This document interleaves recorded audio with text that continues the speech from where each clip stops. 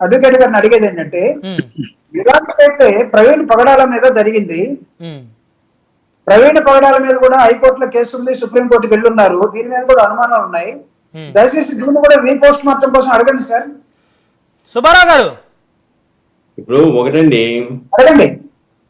దాని మీద ఉమ్, పరిపూర్ణంగా విచారిస్తే ఎవరికైనా అర్థమవుద్ది. ఎందుకంటే సరే అది హత్య లేదా ఇన్వెస్టిగేషన్ విచారణ సంస్థలు చెప్పినట్టు విధంగా అది యాక్సిడెంటా అనేది విచారణ సంస్థలు స్పష్టంగా చెప్పినాయి. కానీ విచారణ సంస్థలు ఒక అంశాన్ని చెప్పినాయి, ఉమ్, ఎవరైతే ఇది హత్య అంటున్నారో వాళ్ళు ఆధారాలు సమర్పించండి, ఏమైనా ఆధారాలు ఉంటే ఆ దిశలో కూడా ఇన్వెస్టిగేషన్ చేస్తామన్నారు. ఉమ్. ఎవరు ముందుకొచ్చి వీళ్ళ మీద నేను సస్పెక్ట్ చేస్తున్నాను వీళ్ళు అని చెప్పేసి ఎక్కడా కూడా చెప్పిన ఆధారాలు లేవు. ఓకే ఇప్పుడు ఓకే, ఒక నిమిషం ఆధారం లేవన్నారు. investigation- జూపిడి గారు మీరు చెప్పిన ఆ అంశానికి ఈ అంశానికి అసలు కంపేర్ చేయడానికి లేదు అనేది సుబ్బారావు గారు క్లియర్ గా చెప్తారు. Already investigation sorry,